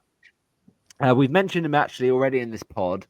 I think he's really being overlooked unfairly at the moment, and he actually does play for if I can find him, Nottingham Forest. There he is. Now there is Sunderland, so he is actually, or at least he was in our guest's team. It is Ndoye. Yeah, I do think this is the game where Dan Ndoye, his minutes, I've been sort of surprised by how good his minutes have been, to be honest, with only one game not reaching 60 this season. Obviously, great start to life there with his opening day goal against Brentford. But I think, with that fixture, Sunderland at home, if Sunderland were away, it was away at Sunderland for Forest, then I'd be a bit more concerned. But I think Forest, that is a must-win game for them, really, with Ange at the helm. And I think Ndoye is going to be part of that. And then the second one I've got, this is someone who is maybe a little bit risky, because is he gonna get the minutes that we want him to? But I've gone for someone from Bournemouth with their favourable fixture against Leeds United. It is David Brooks. Minutes wise, has been actually quite decent. He's got over 60 minutes in the last few weeks. He will go under the radar because he's just got the one return this season. But what are you thinking about David Brooks, Ishaan? Do you like that one? I think I'll go through both the differential picks. Obviously, I talked a bit about Ndoye earlier, but it surprised me. It took me by surprise. When you said a Bournemouth player, my mind, I don't think it would have come to David Brooks at all. I did think Evan Nilsson you were going to pick at one point, but I haven't watched enough Bournemouth, unfortunately, this season to warrant a significant opinion on David Brooks. I haven't certainly analysed him near enough, but I think obviously with the Leeds fixture, there's still potential. I think Leeds and especially Sunderland this season have been a lot better than promoted sides of the last few seasons, which I think gave some people a false idea at the start of the season, where, including myself, where we look at a fixture of Leeds, and even I still do it sometimes now, where I'm looking at a Leeds fixture, I'm looking at Sunderland fixture, think, brilliant, amazing, but in actual fact, they are a lot better than they put on. Still, though, Bournemouth have been a new level, and without waffling too much, I will say solid pick. It's a differential at the end of the day. It does what it says on the tin. And then quickly in regards to Ndoye, obviously I had him from game weeks 3 to 5. Nothing useful we did. He played 91 game. That was I guess nice. But the reason I was very bullish on him is because I've actually watched him before when he was at Bologna the past 2 seasons. Yeah. Last season at Bologna especially, he was very good. And when he came in, I did see him as a Elanga replacement, that player who's going to come in and instant impact, which he did have instant impact. And I think there's still that impact. My only issue is Ange, and again, Sunderland with how good they've been. Yeah, no, it does. That makes a lot of sense, and I think it is a problem with a lot of Forest assets, but that's why I've gone for it just as a one-off this week. It's differential, isn't it? Yeah, it's got the fixture upside, so hopefully that delivers. What about your differentials then, Ishaan, for game week 6? All right, so I think if I didn't say him after rambling on about him for the past hour, I think I'd be very, very. I think I might have wasted an hour and a half of my time, but Iliman Ndiaye. At the time recording, he was 9.8%. Hoping as we're looking at this, he's not 10%. Otherwise, got a fall back somewhere. He's 9.8 still. 9.8. Yes. Yeah. Still 9.8. I haven't spread the propaganda enough. Then he hasn't gone up to 10. But what can't he do is the main question. At just 6.5 million, he's got talismanic potential. If you look back at last season, he's involved in 45% of Everton's total goals. He's got goals in his locker. He's got assists. He's got obviously 1 point per clean sheet when Everton do clean sheets. He's got defensive contributions as we fully worked out this season. At just 6.5 million on penalties. Such good minutes. I don't think there's any one of those Everton players who are eating into his minutes at all, given he can play anywhere across that front four. He can play in cam if you need him. He can play in striker. He can play left and right mid. Yeah. I just think there's so much potential, especially against West Ham. Yeah, I mean, it's the fixture, isn't it? West Ham just so in the mud at the moment and already considering potential, manager options at this point. So, yeah, it's looking pretty bleak for them. What's your second one for this week? The second one, I did actually think quite a while on this. I did have the thought of Foden. I obviously have Rangers in my team. Still don't know who I'll end up. I might end up on what I say his name then. I might end up on my second differential. Jeremy Doku, same as Kanji. My main reasoning for this, before I even thought about Doku, I went to a few City fans that I know. I mean, shock. They do have fans, it turns out. I went to 90% of their fans, so that's quite nice. I just spoke to them. I said, based on what you've seen, based on what you know about Pep, based on what you know about Doku, how nailed do you think he is going forward? And I said, long term, obviously, it's Pep, probably not. But in the short term, it seems to look like Pep has really started trusting him more and let him be the player he wants to be rather than the player that Pep wants him to be. But then moving forward from that, obviously, it's another great entry point with fixtures. Burnley, Brentford, and Everton. Burnley, obviously, worst defensive data in the league. Brentford lost countless players this season. Everton's obviously actually a slightly worse defensive fixture. I think the only thing really keeping in the back of my mind that is a better one is how much they used to sit back last season and before Moyes. And I think it might be a while. It's probably a while, the number is 6, 7, maybe even 8 years when City went to them on the last game of the season and beat them 6-0. But otherwise, great form as well. He's got confidence going into the games. He got from the international break, he scored 2 against Kazakhstan. It's only Kazakhstan. Like, I'm not going to say he's a world beater because of that, but that was great for his confidence. Because it was an international friendly. There was no, I couldn't find the expected data for it. Yeah. Moving on from that, against United, 2 assists with 0.75 XGI. Obviously, one of those assists was to the beast of a player, Erling Haaland, and the other one to a very tidy Foden finish, which to an extent, I value expected goals, but not too. I think watching where the goal came from is obviously very, very useful to see rather than just basing it off a number. Yeah. I'll get onto that a bit more in a second after we talk about his goal with Napoli as well, where in the UCL were 0.53 expected goal involvements. He had 2 shots in the game. He looked on fire against Napoli. I mean, I just think back to the player they signed him to be, and I think we're finally getting to see that, which at 3% ownership, if you do want to go against the crowd, which you might be following me with that, depending on what I value my future transfer plans with, seems like a very good player to buy. Yeah, no, absolutely. Really like those differentials. Thanks, guys. We're going to do our differential captain now. So this is something we do. So a player that's not at a premium price bracket that you could potentially captain if you were feeling a little bit, outside of the box. Last week we had a good shout actually from Kanji of Jean-Philippe Mateta, who got his return against West Ham.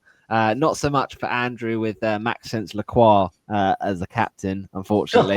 And I had unfortunate Thiago of Brentford, which didn't pay off. So we'll start with you, Kanji. What differential captain have you gone for in game week 6? Yeah, I'm going to be trusting that Man City defense and hoping that with Rodri that midfield isn't that bad. And I'm going to go with Joshko Vardiol as my differential captain. Yeah, I mean, ideally I wanted this to be Foden, but because he started in the cup, I won't go there. I don't think I'd captain Reinders ever. So yeah, I'll go with Vardiol. I know there was a guy named Adam from Above Average FPL that captained Vardiol and got a massive return. So I'll be hoping to get those types of highs. Yeah, I like it. And you've done well here because you've just gone 0.2 below the premium defender price bracket, just so you can fit in as a differential captain. I like it. I mean, all defenders are differential captains, really, but we tend to do it by price. So you've done well there, Kanji. No, I like it. I mean, it's good clean sheet potential, and any attacking returns is of course a bonus. What about you, Ishaan? What are you thinking for your differential captain? Okay, so obviously you said do it by price bracket. What's the price bracket for midfielders? So no one that's 10 million or above. What's 10 million or above? Yeah, so premium price back, basically. Okay. So I had a few options. I did actually, I thought you were going to say 9 million above, so it was a very key player that I was going to leave out then. But before I get onto him, I'll talk to you about the 3 that I was considering between. So that's actually really helped me out. I was thinking between India against West Ham, Richarlison against Wolves. And the third one was another United player who I probably would have gone for if not the United player I've got. Mboma against obviously former club. The only issue transpires where Brentford play 5 at the back, and against the low block, against a team that I imagine has seen United's attacking data. Obviously, they've not finished their chances, but a team that has that attacking data, a team that can cause some disaster if everything goes well. But it's again the former club, and we look at teams to target rather than the promoted teams. You'd want to look at the bottom 5. Brentford fall into that category. Yeah. And one thing we know about Mbuma, especially from last season, is he's a flat track bully. He's great in games, but he's especially great in those games against those bottom 3-4 sides. I mean, Southampton, he got, I think it was 4 goals and an assist in 2 games. Yeah. It was brilliant against them. But enough about them. I can already tell those 3 are gonna do something this week. I am tempted to say Mbuma is my pick, but you know what? Yeah, Mbuma is my pick for differential captain. I was going to say Bruno, but I'll spread my eggs across the basket. I'll have Bruno on my team, and I'll say Mbuma here. I like it. Yeah, it's a little bit different, and yeah, there will be actually some people genuinely considering, well, maybe for a vice captaincy for Bruno, but yeah, Mbeumo is a bit more interesting. So thank you for that. I like it. I mean, I'm not going to go Brentford players this week. I think we've done that one, and we failed that one last week. So we're gonna go somewhere different, and this is purely fixture based. And to be fair, I saw a few people captain Semenyo last week with that, form he's shown, and the fixture this week is very good for Bournemouth. So I think as a differential captain, if you've got him, I think Evan Nilsson is a good shout this week. At the price of 7 million, he is a forward, so it's not as good when it comes to captaincy, but he's only got 1 goal this season, and I'm very surprised about that because, he's quite a prolific striker usually. He's not ripped up any trees so far, but I think this is the game where it all sort of comes to pass, and he sort of converts in on that underperformance. So yeah, I think this will be a good fixture for him. I think Leeds tend to concede against strikers. Well, certainly the Arsenal game they did. So hopefully that carries on. So those are our differential captains for game week 6. We're gonna sort of start wrapping up by first of all looking at the mini league and how that's looking, the current standings, because it's a fun little league, but there are actually a lot of competitors this season. We had last season quite a sort of somewhat sort of small amount of players in the league, and so it meant it was kind of 30 odd managers, and you can kind of track it from week to week. This season, I should say, there are a lot of managers, so it's quite a lot to track. But last game week, I did get humbled by Haril Ahmad, 57-36 in the head-to-head. So unfortunate for there. Kanji, I mean, so far it's been an okay start from you. I mean, there's been a lot of sort of middling scores from people this season. I mean, looking at the likes of Jack from the pod, he's not quite had the season that I think he wanted to have. I mean, 45-44 win, a narrow victory for him in game week 5. And so, yeah, it's interesting with the head-to-head because it's a long season. We always say this. It's a marathon, not a sprint. But, Chris, who won the mini league last season, he just always wins, Kanji. Can we get someone? Yeah, holy. I don't know how he always does it. 51-44 this week against Ari Nugaya. So, yeah, the standings, how it's looking at the moment. We've got Chris in second, but only on overall score to Craig Van Ortman. So shout out to Craig. And yeah, a lot of people on sort of high points. Only 4 teams on 15 out of 15. And then we go down the table and, it starts getting a bit lower. And there I am in 68th with not a very good start to the season. This is where the FPL website shows its fruits. Classic. Classic. But sure yes, we'll be interested to see how game week 6 gets on with some of the head-to-head matches. So I've been looking for a quiz, and I did find a quiz to end off the pod this week. So what we're going to do, obviously, Ishaan, what we tend to do is like buzzer noises to kind of get you to kind of buzz in with an answer. So could be a word, a phrase, a noise, anything you want. What's your buzzer noise going to be this week? Harry. Harry. Okay, I'm guessing there's a certain Maguire behind that. Kanji, what about you? I'll go with hello. Hello. Okay, nice and simple. All right. Well, I'm going to go for a club who neither of you is the sort of expert club for you. So forget the Reds, the Liverpool. Forget the Reds, the Red Devils. Oh. How about a little bit of the Reds of Arsenal? So I'm going to tell you in a second.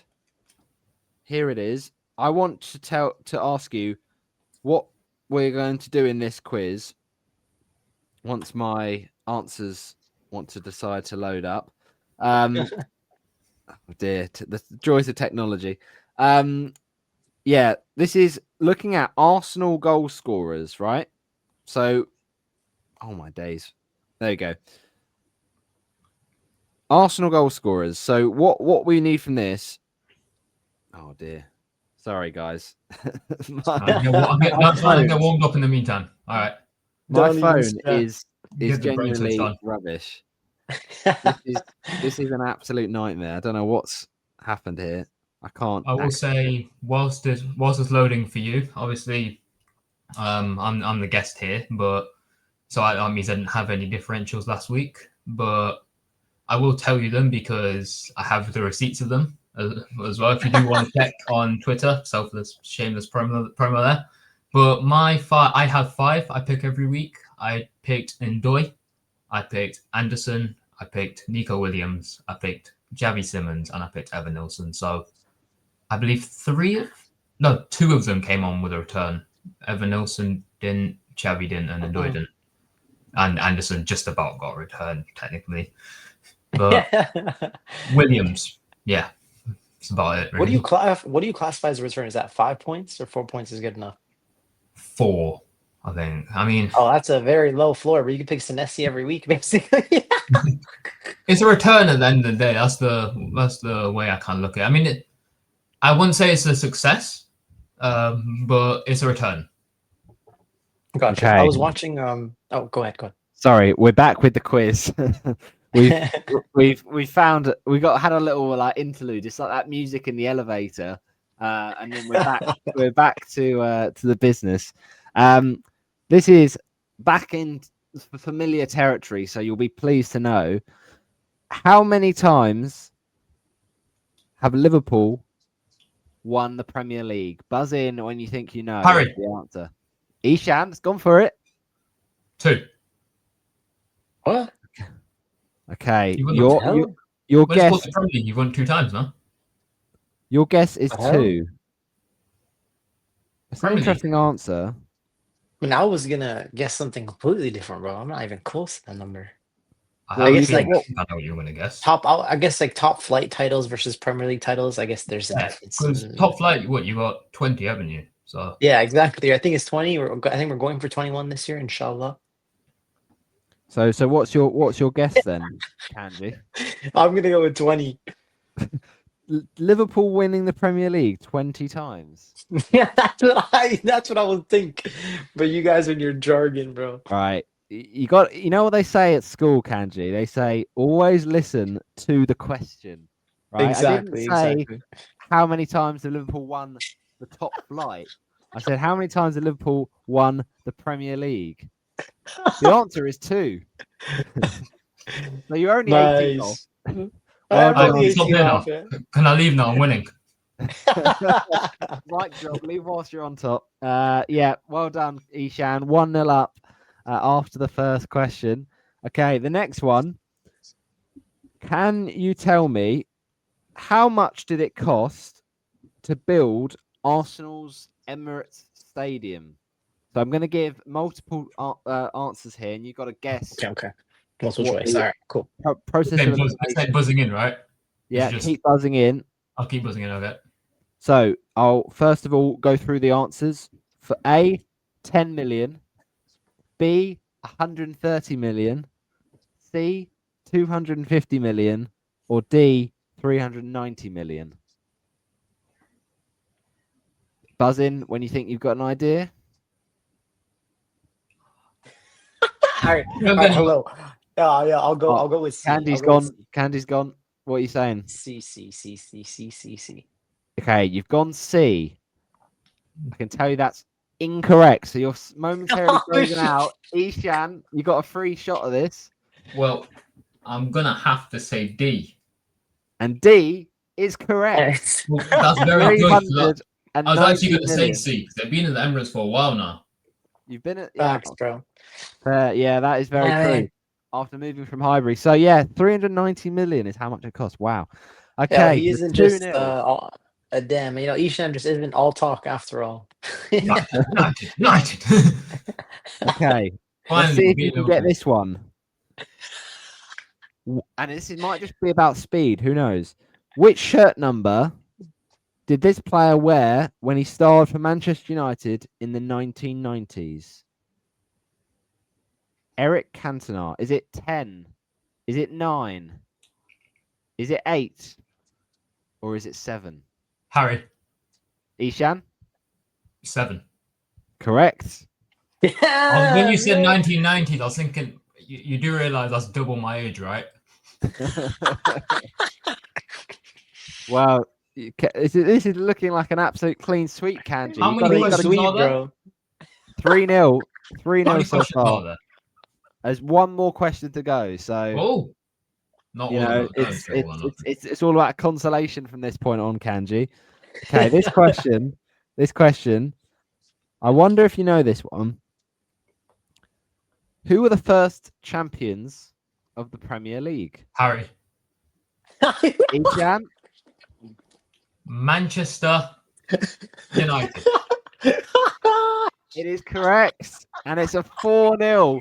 Much like Liverpool beating Manchester United 4-0 not too long ago. And with that, the camera's gone. He's fuming. Oh, there we go. We're back. We're back. I probably should. Yo, man, go get the broom, bro. Go get the broom. It's in a clean sweep. The clean sweep there. Well done to Ishaan. And that is where we're going to round off the pod this week. Ishaan, thanks very much for coming on. It's been a great one. Well, I can say I have one very good thing, or a few very good things to say. Thoroughly enjoyed this. Thoroughly enjoyed beating Kanji. I look forward to more of that soon. And 3, so like and subscribe, innit? Absolutely. Make sure to smash that subscribe button on YouTube. Former Temporary Podcasts will be going out on the morning of the Thursday. We're recording this on Wednesday. But yeah, thanks again for coming on. Is it? No, it's not live. I'm so used to doing live streams now. So. Yeah. But no, thanks again. Both of you, actually. Yeah, no, make sure to hit that subscribe. And it's great to get you on, Ishaan. Really appreciate you coming on. And Kanji, hope you've enjoyed this one. Yeah, I really enjoyed it. It's nice to see you guys' wildcards. I hope that it gives you guys some good green arrows. I'm sure it's been a tough start to the season with some of the players you've picked. So hopefully I'll get some greens, but hopefully João Pedro just keeps it quiet for some of us, you know. Never keeps it quiet. No, great pod, guys. Really good stuff. And yeah, we will be, I'm sure, tinkering with our wildcards a little bit more over the coming days. But we're looking forward to next episode next week because we've got FPL Have a Beer. Gary. Gary. Had Andrew last week. Gary is going to be on the pod. FPL Have a Beer. Recently FCA nominated. FPL Have a Beer. So, yeah, really looking forward to that one ahead of Game Week 7. But until then, we've been the Formers Temporary. Thanks for watching, and we'll see you on the next one. Bye-bye, everybody.